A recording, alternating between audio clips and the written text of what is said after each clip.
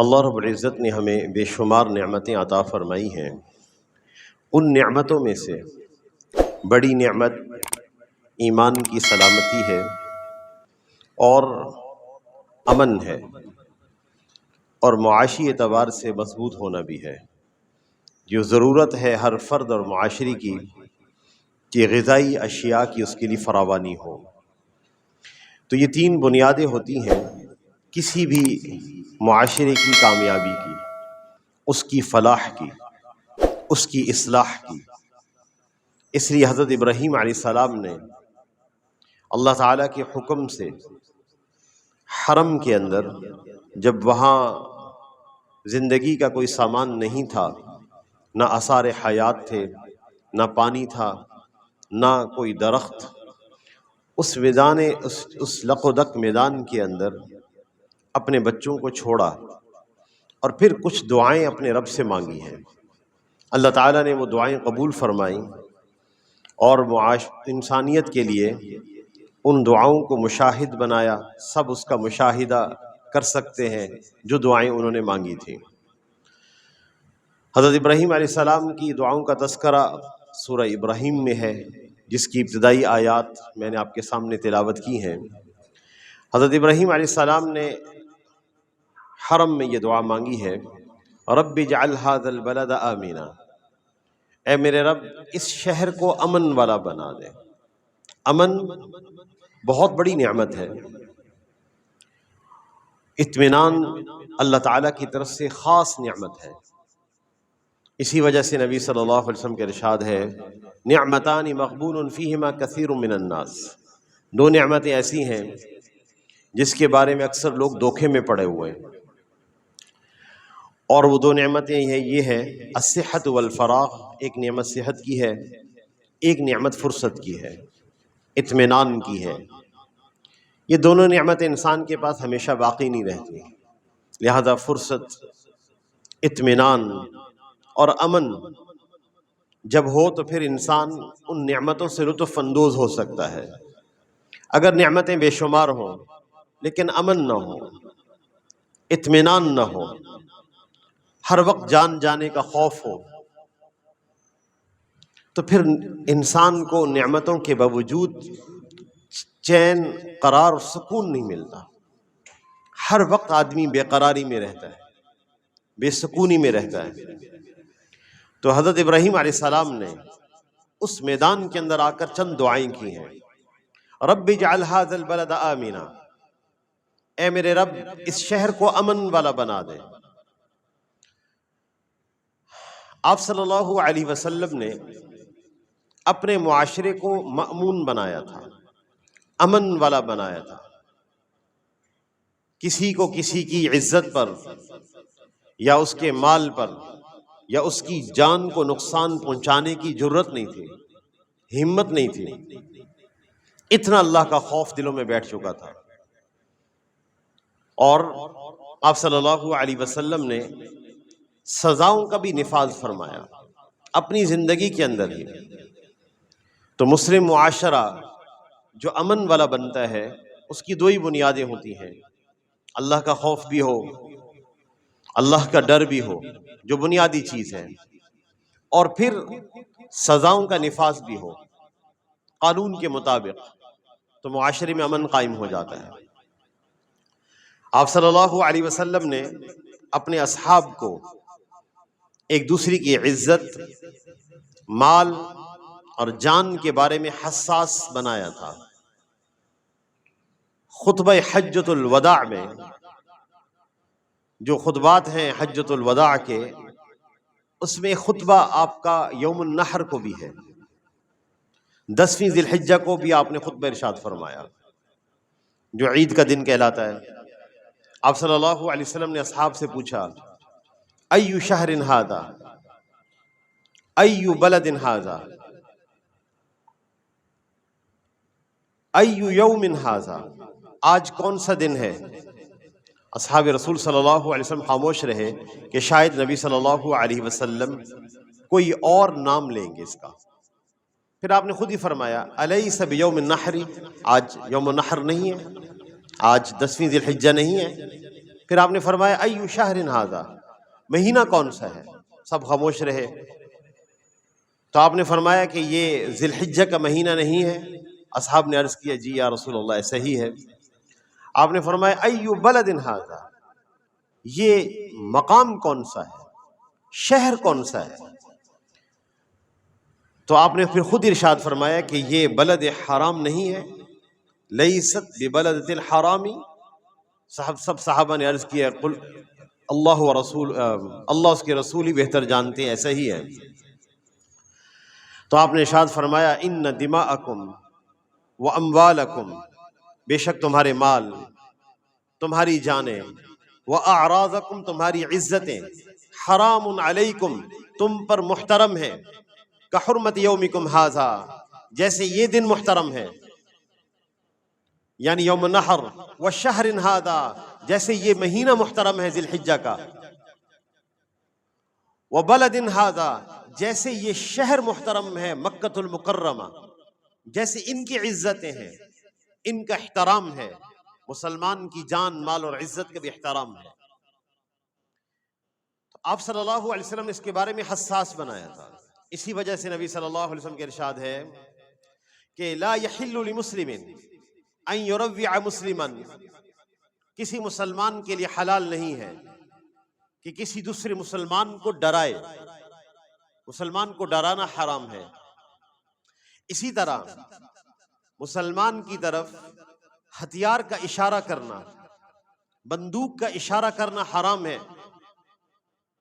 آپ صلی اللہ علیہ وسلم کا ارشاد ہے لا یحل لاخیہ، کسی مسلمان کے لیے حلال نہیں ہے کہ کسی مسلمان کے اوپر ہتھیار تان دے. کسی کی لا یشیر احدکم علی اخیہ بالسلاح، تم اپنے بھائی کی طرف اسلحہ سے اشارہ نہ کیا کرو، اسلحہ ان کی طرف مت تانا کرو، اس لیے کہ لا یدری، تم میں سے کوئی شخص نہیں جانتا، لعل الشیطان ان ینزع فی یدہ، شیطان اس کے ہاتھ سے چلا دے، فیقع فی حفرۃ من النار، اور چلانے والا جہنم کے گڑھے میں جا گرے. جب آدمی کسی کی طرف ہتھیار سے اشارہ کرتا ہے اور مارنا نہیں ہوتا، مزاح میں اشارہ کرتا ہے، مزاح میں اشارہ کرتا ہے، یا اس کا اشارے کا مقصود ڈرانا ہوتا ہے، اس موقع پر شیطان آ جاتا ہے اور نہ جانے کیسے گولی چل جاتی ہے. اور چلانے والے خود یہ بات کہتے ہیں ہمارا مارنے کا ہرگز مقصد نہیں تھا، وہ میرا بھائی تھا، پتہ نہیں کیسے گولی چل گئی. لعل الشیطان ینزع فی یدہ، شیطان تمہارے ہاتھ سے چلوا دے گا، فیقع فی حفرۃ من النار. اس لیے آپ صلی اللہ علیہ وسلم نے جان مال کے اعتبار سے اپنے معاشرے کو پر امن بنایا تھا. امن بہت بڑی نعمت ہے. جہاں آپ نے اللہ کا ڈر پیدا کیا، اللہ کا خوف پیدا کیا، وہاں سزاؤں کو نافذ بھی کیا، وہاں قانون سازی ہوئی، سزاؤں کا نفاذ ہوا. سزائیں بھی کون سی؟ جو خالق نے بیان کی ہیں، اللہ نے بیان کی ہیں، جو انسانوں کو پیدا کرنے والے ہیں، ان انسانوں کی نفسیات کے خالق ہیں، انسانوں کے جذبات کے خالق ہیں. انہ هو اضحک و ابکا، اللہ ہی ہنساتے ہیں اور اللہ ہی رلاتے ہیں. جن کا قبضہ انسانوں کے جذبات پر ہے، وہ رب صحیح جانتے ہیں کہ انسانوں کے لیے کون سی سزائیں بہتر ہوں گی. انسان اپنے دماغوں سے قانون سازی کرتے ہیں اور پھر اپنے بنے ہوئے نظاموں کو انسانوں پر تھوپ دیتے ہیں اور اس کے مطابق ملکوں کو چلانے کی کوشش کرتے ہیں. صدیوں سے تاریخ ہے کہ تمہارے لوگ پچھلوں کو برا بھلا کہتے ہیں، تمہارے کامیاب اور عقل مند دماغ، کامیاب لوگ اگلے آنے والے لوگوں کے لیے احمق لوگ ہیں. ایک ہی قانون باقی رہنے والا ہے، اللہ اس کے رسول کا. قبیلہ عرانیین نے، قبیلہ عرانیین کے لوگ جہاں میدان عرفات میں مسجد نمیرہ ہے، مسجد نمیرہ کے محراب کی طرف جو جگہ ہے وہ قبیلہ عرانیین کی جگہ تھی. عرانیین کے لوگ مدینہ المنورہ آئے، اسلام قبول کر لیا، مشرف با اسلام ہو گئے، مدینہ المنورہ میں رہنے لگے۔ کچھ عرصے بعد بیمار ہو گئے، جلدی بیماریاں ہو گئیں اور پیٹ پھول گئے۔ آپ صلی اللہ علیہ وسلم نے ان سے فرمایا کہ تم مدینہ المنورہ سے باہر چلے جاؤ، جہاں چراگاہ میں اونٹ چرتے ہیں وہاں چلے جاؤ، وہیں رہو اور اونٹوں کا دودھ پیو۔ آپ نے ان کے علاج کے لیے یہ بات ارشاد فرمائی۔ یقیناً اس کے اونٹ کے دودھ میں اس اعتبار سے شفا ہے ان امراض کے لیے۔ محققین کی ذمہ داری ہوتی کہ اس پر تحقیق کریں۔ وہاں چلے گئے، دودھ پیتے رہے، صحت مند ہو گئے۔ صحت مند ہونے کے بعد مرتد ہو گئے اسلام سے، اور انہوں نے ان چرواہوں کو بھی شہید کر دیا جو ان کے چرانے پر مأمور تھے، اور اونٹ لوٹ کر نکل گئے۔ آپ صلی اللہ علیہ وسلم کو اطلاع دی گئی، آپ نے اپنے اصحاب کو دوڑایا، انہوں نے عرانیین، قبیلہ عرانیین کے لوگوں کو پکڑ لیا، نبی صلی اللہ علیہ وسلم کی خدمت میں لائے گئے۔ آپ صلی اللہ علیہ وسلم نے فرمایا کہ ایک تو گرم سلاخ کر کے ان کی آنکھوں میں پھیر دو۔ رحمت للعالمین فرما رہے ہیں کیونکہ انہوں نے جو چرانے والے تھے چرواہے، ان کی آنکھوں کو انہوں نے گرم سلاخوں سے داغ دیا تھا، آنکھوں میں گرم سلاخیں پھیری گئی، اور پھر ہاتھ پاؤں خلاف سے کاٹ دیے گئے، اور میدان حرہ میں جو سخت گرم علاقہ ہے، پتھریلا، جہاں سخت دھوپ پڑتی ہے، وہاں پھینکوا دیا گیا، وہیں پیاس سے تڑپ تڑپ کر مر گئے۔ قرآن پاک کی آیات نازل ہوئی، انما جزاء الذین یحاربون اللہ ورسولہ، ان لوگوں کا بدلہ، سزا جو اللہ اس کے رسول سے جنگ کرتے ہیں۔ اس آیت کے اندر ڈکیتی کی سزا بیان کی گئی ہے، اور ڈاکو کا مقام بھی بیان کیا گیا ہے۔ جب آدمی ڈکیتی کرتا ہے تو یہ اللہ اس کے رسول سے جنگ کرنے والا ہوتا ہے۔ مفسرین نے لکھا ہے کہ یہ شخص جو ڈکیتی کرتا ہے، یہ شخص اصل میں اللہ اس کے رسول کے قوانین کی بے حرمتی کرتا ہے، اس لیے یہ اللہ اس کے رسول سے جنگ کرنے والا ہے۔ وَيَسْعَوْنَ فِي الْأَرْضِ فَسَادًا، اور جو وہ لوگ جو زمین میں فساد پھیلاتے ہیں، یہ ڈاکو کا منصب ہے، اللہ اس کے رسول سے لڑنے والا اور زمین میں فساد پھیلانے والا۔ جب اس کو پکڑا جائے اس کی سزائیں بیان کی گئی، اَن يُقَتَّلُوا، قتل کر دیا جائے، او يُصَلَّبُوا، سولی چڑھا دیا جائے، او تُقَطَّعَ أَيْدِيهِمْ وَأَرْجُلُهُم مِّنْ خِلَافٍ او يُنفَوْا مِنَ الْأَرْضِ، یا اس کے ہاتھ پاؤں خلاف سے کاٹ دیے جائیں، یا اس کو جلا وطن کر دیا جائے، قید میں ڈالا جائے، جیل میں۔ یہ چار سزائیں چار جرائم پر ہیں۔ پہلا جرم، ڈکیتی کرتے وقت مال نہیں لوٹ سکا، صرف قتل کیا، مال نہیں لوٹ سکا تو اس کو قتل کر دیا جائے قصاصاً، اور یہ حد شرعی ہے، قصاصاً نہیں، حد شرعی ہے، یعنی ورثہ معاف کریں تو معاف نہیں ہوگا، پاکستان کا صدر بھی معاف کرے تو معاف نہیں ہوگا، کوئی بھی معاف کرے تو معاف نہیں ہوگا۔